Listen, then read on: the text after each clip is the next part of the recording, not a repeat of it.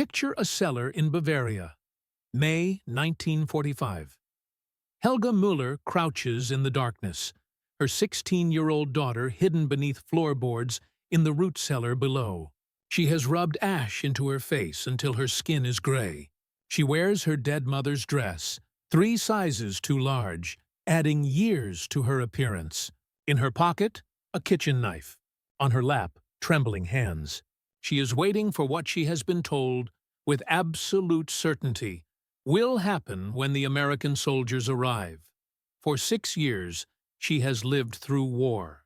For months, she has heard the stories from the East. Women fleeing Soviet advances, carrying tales of horror that need no embellishment. For weeks, the propaganda has grown more shrill, more specific, more terrifying. The Americans are coming.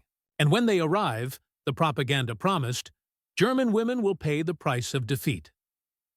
Across Germany, millions of women are making similar preparations. Some hide in forests, others in church crypts. Many apply excrement to their bodies, hoping the smell will repel attackers. In Nuremberg, mothers give their teenage daughters small knives and whisper instructions about which artery to cut if there is no other escape. The terror is real.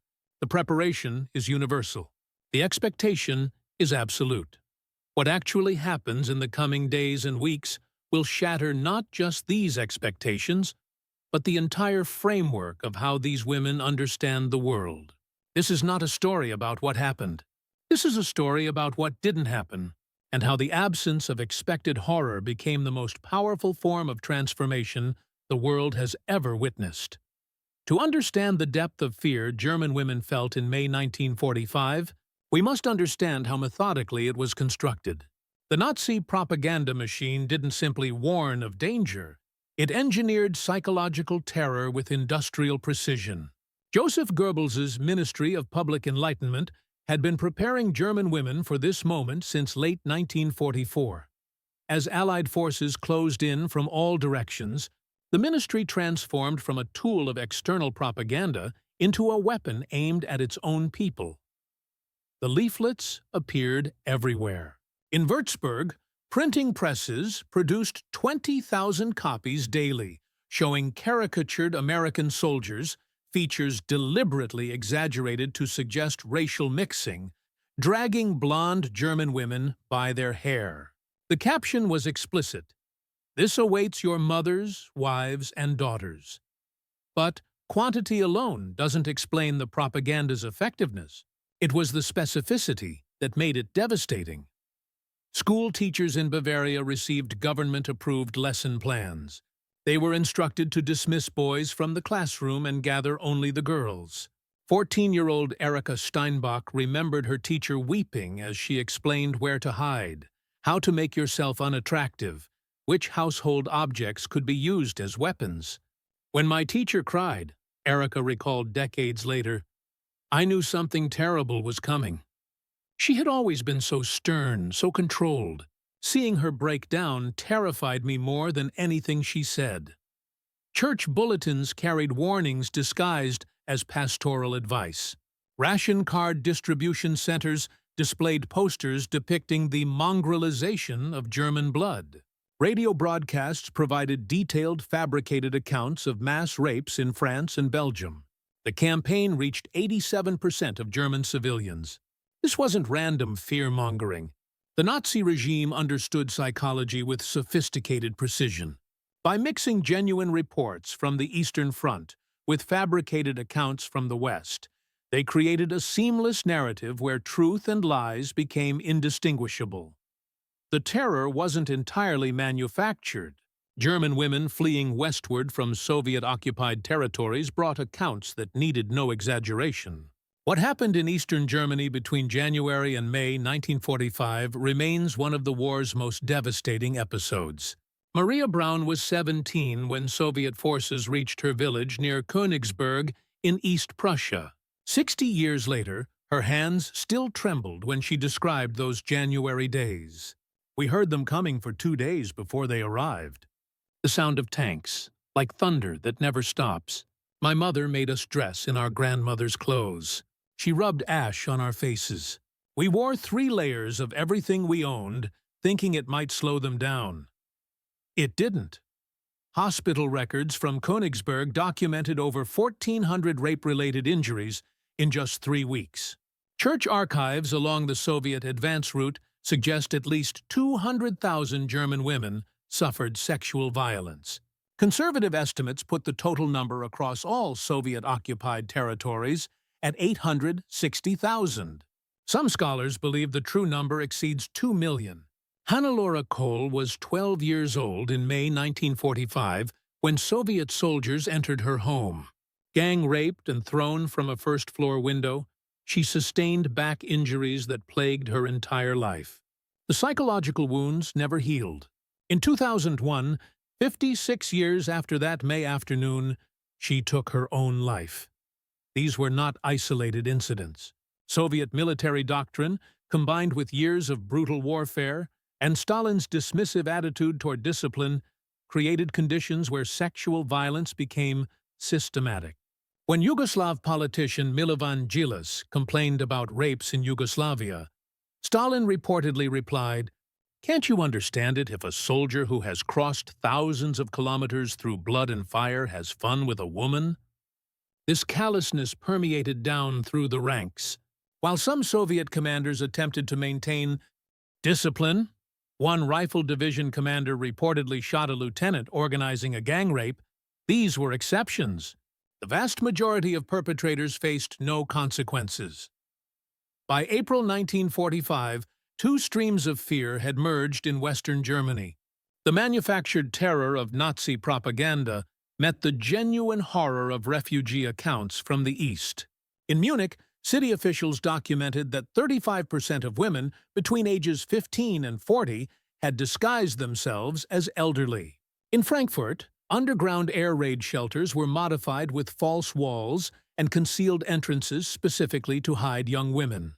Church records show over 11,000 emergency baptisms of children from Jewish or mixed backgrounds, desperate mothers hoping Christian children might fare better.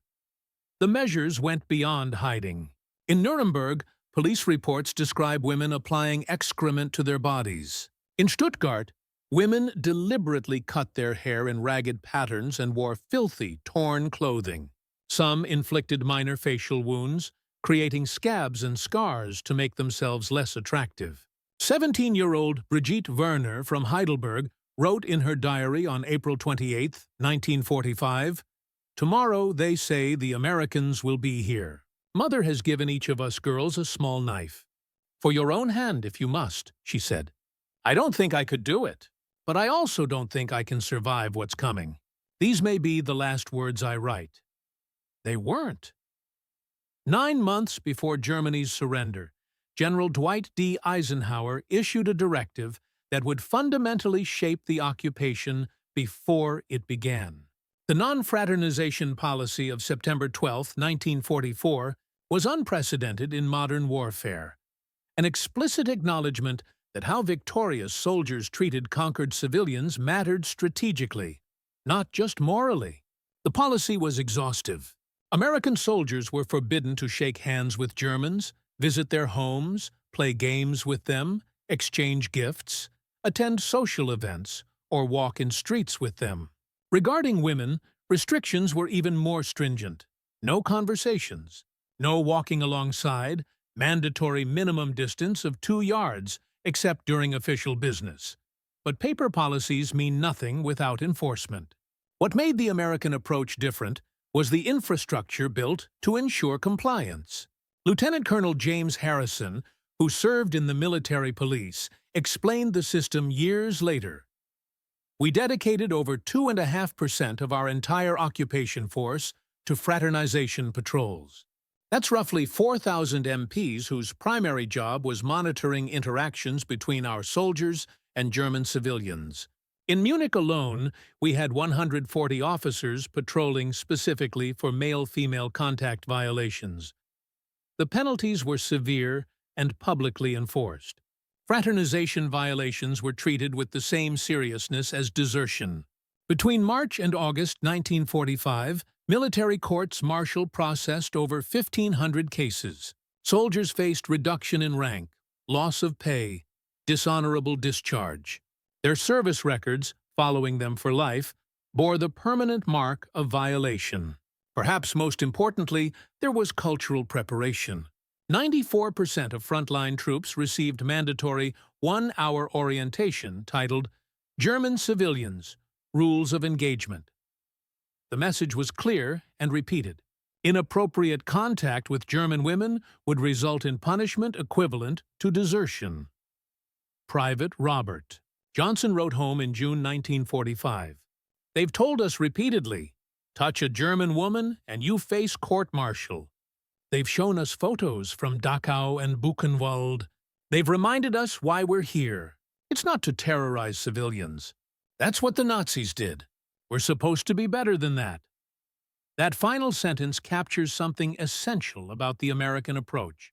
The occupation wasn't just governed by rules, it was animated by an ideal, however imperfectly realized. Helga Müller was 34 on the first day of May 1945 when American soldiers entered her village of Memmingen in Bavaria. Her daughter was hidden beneath floorboards. She had applied ash to her face and dressed in her mother's clothing. When the knock came, she expected violence. What happened instead became a story she told her grandchildren for the rest of her life, always with the same note of wonder. An American corporal stood at her door. He was barely 20 years old.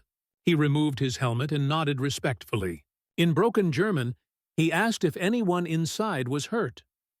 Helga couldn't speak. She had prepared herself to be brave, to endure. But kindness? She had no defense against kindness. The corporal offered her a chocolate bar and walked away.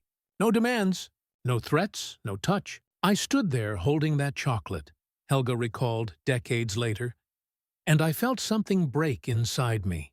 Not break from trauma, but break like ice breaks in spring. I had been holding my breath for months, maybe years. Suddenly, I was breathing again. Across Germany, similar scenes played out with remarkable consistency. In Würzburg, Martha Klein had barricaded herself in her apartment with her two daughters. When American soldiers conducted building searches, they established a protocol. Announce from the doorway, ask permission to enter, keep distance, wait for a female translator if women were present. They treated us like people, Martha later recalled. After years of being told we were vessels for producing the master race, after months expecting to be treated as objects of revenge, they looked at us and saw human beings. This wasn't universal, and we must be honest about that. Between May and December 1945, American military courts documented over 500 cases of sexual assault by U.S. personnel against German women. Each represented tragedy, violation, betrayal of the principles the occupation claimed to represent. But what made these cases historically significant wasn't their occurrence. War creates conditions where such crimes become more likely. But the institutional response. Every reported case was investigated. Court-martial proceedings were public. German women testified. Convictions resulted in an average sentence of 7.8 years imprisonment, substantially exceeding typical civilian penalties in either Germany or the United States at that time. The message was clear. German women would be protected, even from American soldiers. Food became the unexpected bridge between occupier and occupied. Not the absence of food, but the presence of generosity in how it was shared. American soldiers in 1945 had access to nutritional abundance that seemed obscene in post-war Germany. K-rations, Hershey bars, canned goods, cigarettes, items mundane to GIs represented luxury to Germans who had endured years of rationing. Official policy was clear: no sharing supplies with German civilians. It was considered aiding the enemy. But young soldiers found this policy increasingly difficult to enforce upon themselves. Sergeant Michael Romano from Philadelphia later recalled, "I'd see these kids, German kids but still kids, with their big eyes watching us eat. My mother raised me better than to eat in front of hungry children, so I'd accidentally leave a chocolate bar on a windowsill, or I'd drop part of my ration where kids could find it. The MPs couldn't charge every soldier who had clumsy accidents. By July 1945, approximately 35% of American personnel were regularly providing supplemental food to German civilians despite explicit orders prohibiting it. Military commanders faced a dilemma: enforce the policy strictly and undermine morale, or turn a blind eye and effectively abandon non-fraternization. They chose a middle path. Wholesale violations would be punished, but small acts of mercy, the chocolate bar left behind, the K-ration shared with children, were met with what one commander called strategic blindness. At ration distribution centers in Frankfurt, Nuremberg, and Stuttgart, German women stood in lines expecting humiliation or exploitation. What they encountered was systematic dignity. Distribution was standardized: 1,550 calories daily per adult, 2,500 for pregnant women and nursing mothers. The amounts were carefully calculated, neither generous nor punitive. But the manner of distribution mattered more than quantity. Greta Schneider, interviewed in 1992, recalled her first visits to a Munich distribution center. Each day I went expecting that this would be the day payment would be demanded. A favor for a favor. My body for my children's food. But it never came. The same young soldier handed me our family's rations, nodded politely, and called for the next person. After 2 weeks, I realized this wasn't a trap. They weren't going to demand anything. They were just giving us food. This inversion of expected power dynamics, the conqueror providing rather than taking, created cognitive dissonance that no propaganda could combat. For 12 years, the Nazi regime had constructed a totalizing worldview. Americans were racially mongrelized, culturally degenerate, incapable of true civilization. They would treat conquered Germans with the brutality that inferior peoples show toward their superiors. Every aspect of Nazi ideology supported this narrative. Racial theory placed Americans, with their mixed population, below pure Aryans. Cultural critique dismissed American democracy as weak and chaotic. Military propaganda depicted American soldiers as cowards relying on industrial superiority rather than warrior virtue. Then American soldiers arrived, and the framework shattered. Dr. Anneliese Weber, a psychologist who studied post-war German society, described the process. When expectation and reality diverge so dramatically, the mind must resolve the dissonance. You can deny reality, insist your senses are wrong. You can make exceptions. These particular Americans are different. But the theory holds. Or you can revise your entire worldview. Most German women, gradually and painfully, did the third. The diary of Christa Hoffmann, a 25-year-old teacher from Nuremberg, traces this transformation in real time. On May 3, 1945, she wrote, "They're here, Americans in our street. I'm writing from the cellar, waiting. Mother says to pray. I'm too frightened." 2 days later, on May 5th, her entry read, "3 days. No one has been hurt. I don't understand. Where is the violence we were promised? Where is the vengeance?" By May 20th, something had shifted. The American soldier who processes our ration cards smiles at the children. He gave little Klaus gum yesterday. Klaus has been chewing it for 3 days, carefully storing it each night. Such a small thing, but it makes me question everything. On June 12th, Christa's crisis deepened. I taught my students that Americans were barbarians. I taught them American culture was inferior, that American soldiers would be savage. I taught them lies. I don't know what to teach them now. I don't know what I believe anymore. By August 7th, the collapse was complete. If they lied about the Americans, what else was a lie? The Jews? The Slavs? The entire structure of the world I thought I understood is collapsing. This transformation wasn't intellectual. It was visceral, born of daily experience that couldn't be reconciled with propaganda.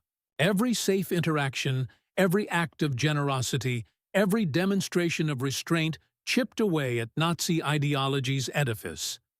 The transformation was also communal. Women talked to each other, shared experiences, compared notes. In the absence of Nazi newspapers and radio, all German media had been shut down. Word of mouth became the primary information network. The message traveling through this network was consistent. The Americans aren't what we were told. This had implications beyond attitudes toward Americans. If the Reich had lied about the enemy, what else had been lies? The whispered reports of Jewish mass murder, dismissed as Allied propaganda, perhaps those had been true. The atrocity photographs being posted by occupation authorities, perhaps those weren't fabrications. German women, prepared for one form of trauma, found themselves dealing with entirely different trauma.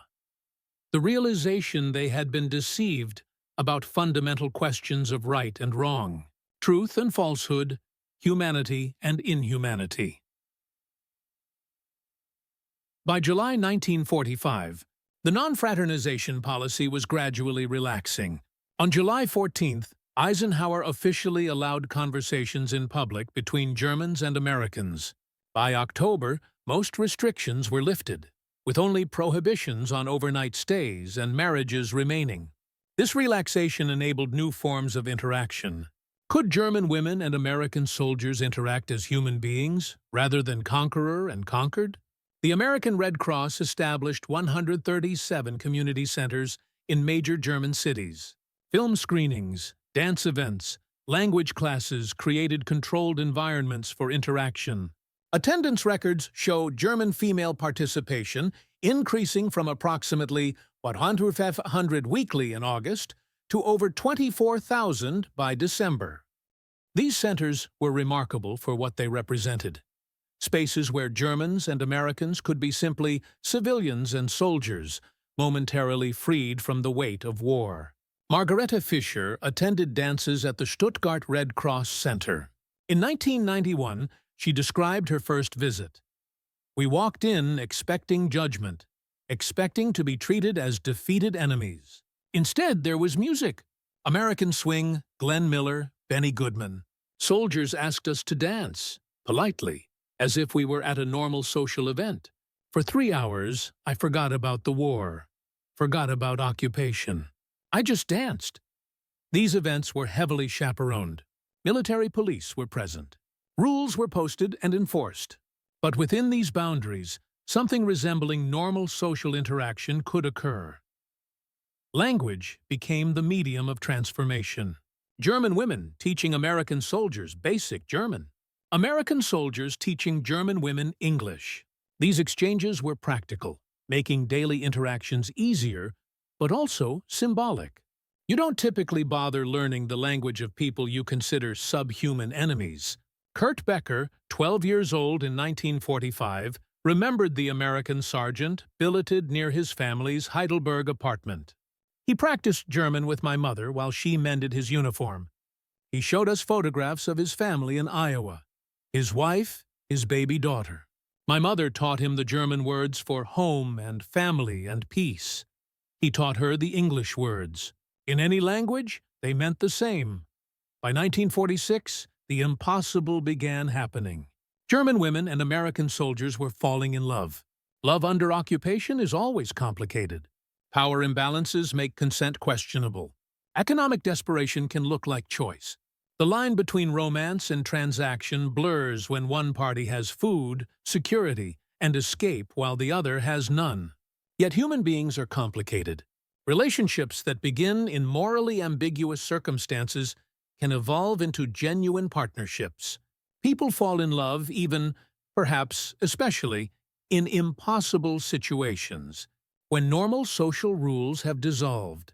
Between 1947 and 1950, approximately 14,175 German women married American servicemen and moved to the United States.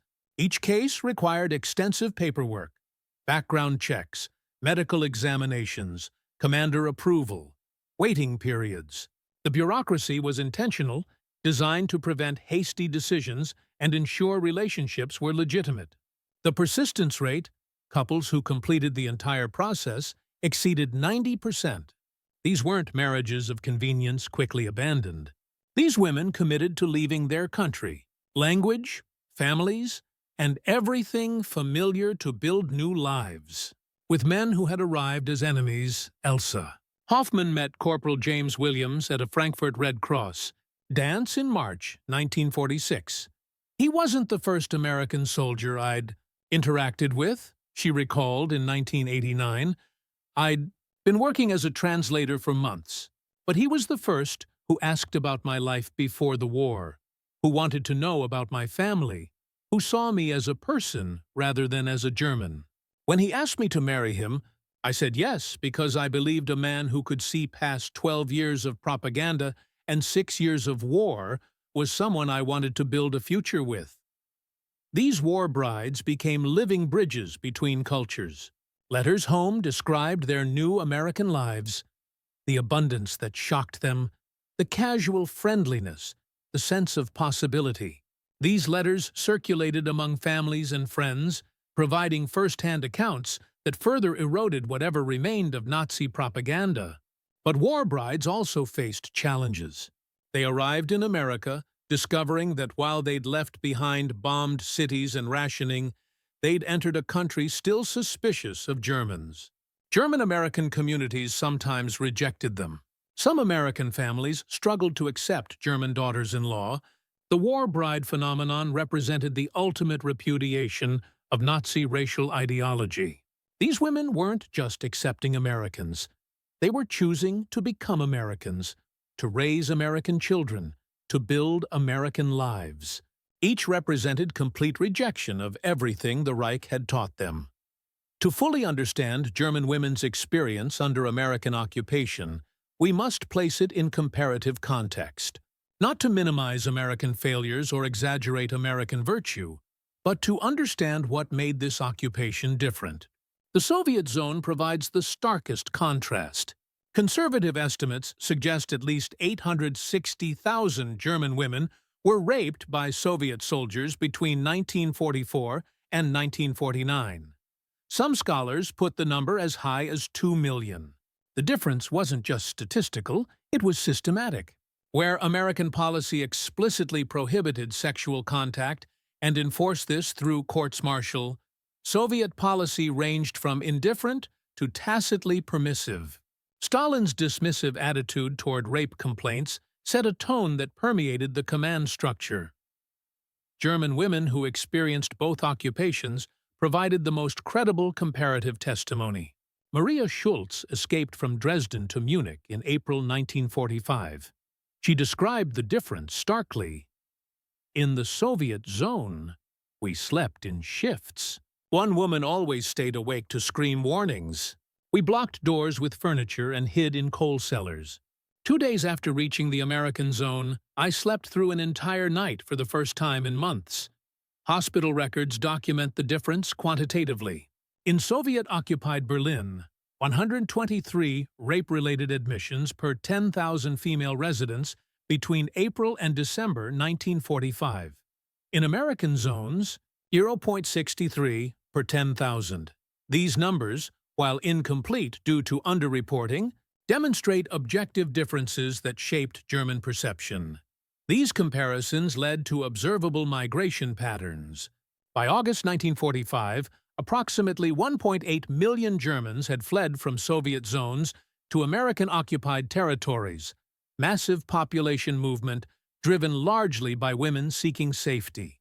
American Counterintelligence Corps surveys in November 1945 found that 72% of German women in multi-zone border regions expressed preference for American occupation, citing physical safety as the primary factor mentioned by 83% of respondents. The comparative experience revealed something about occupation policy more broadly. Where occupying forces emphasized female security through specific policies, resources, and accountability, women's experiences improved regardless of occupiers' nationality. American forces institutionalized these priorities most consistently, creating the sharpest contrast with Nazi expectations. The experiences of German women under American occupation became generational stories, transmitted through families as foundational narratives about humanity, redemption, and transformation. Elizabeth Krauss, interviewed in 2002 at 74, explained, "I told my daughters and granddaughters about those first months when we discovered Americans would not harm us. They need to understand that enemies can choose humanity over vengeance." That lesson shaped our family's values across generations. Sociological surveys conducted in 1985 found that 72% of West German women over age 65 had shared occupation stories with younger generations. Surprising safety was mentioned by 84% as the central theme. The 1955 establishment of formal alliance between West Germany and the United States built upon millions of individual experiences where Americans had demonstrated respect rather than exploitation. Diplomatic historians identify this reservoir of female goodwill as critical in German acceptance of continued American military presence.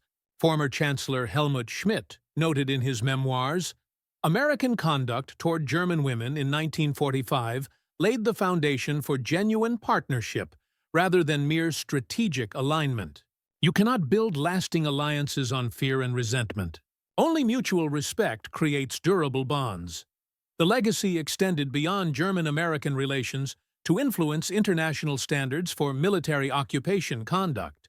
The 1949 Geneva Convention revisions incorporated specific protocols regarding treatment of women in occupied territories, directly influenced by American occupation policies in Germany.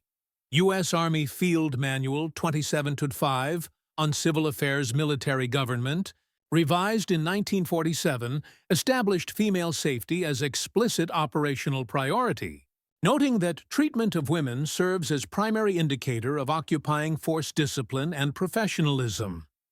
These standards spread through international military cooperation. By 1960, 37 nations had adopted similar guidelines. Individual stories often carried the greatest impact.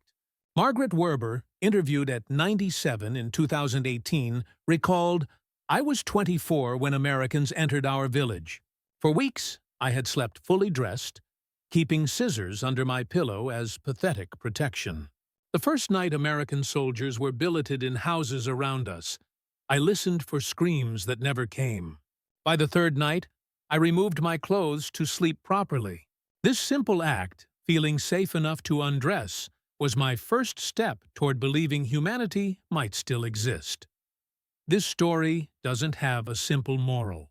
The American occupation of Germany in 1945 wasn't a fairy tale of flawless liberators and grateful rescued. It was messier, more complex, marked by both restraint and violation, policy and practice, ideals and failures. Within that complexity lies profound truth. The systematic restraint of hundreds of thousands of American troops, young men far from home after years of brutal combat, represented one of history's largest voluntary limitations of victors' power. German women, prepared for organized atrocity, instead encountered organized restraint. That contrast, more than any propaganda campaign or denazification program, began the ideological transformation that would reshape Germany. The chocolate bar offered in Memmingen, the respectful distance maintained in Frankfurt, the ration card distributed without demands in Munich. These small acts, multiplied across millions of interactions, created the foundation for one of history's most successful transformations of enmity into alliance. History is written in the grand gestures of treaties and elections, occupations and surrenders. But history is lived in smaller moments. The moment a terrified woman realizes she's safe. The moment a young soldier chooses restraint over revenge. The moment enemies begin to see each other as human. A German grandmother in Frankfurt, showing her American-born granddaughter historical sites in 2015, captured this legacy perfectly. When Americans came, we hid in cellars expecting the worst. What we received instead was respect. That experience taught us to question everything we'd been taught about Americans, about ourselves, about human nature itself. Sometimes the most powerful lesson comes not from what people do to you, but from what they choose not to do. From terror to trust. From propaganda to reality. From enemy to ally. The journey German women took in 1945 wasn't just their transformation. It was a template for how nations heal, how wounds close, how yesterday's enemies become today's partners. And it began with the simple, revolutionary act of choosing not to harm those who lay vulnerable before you.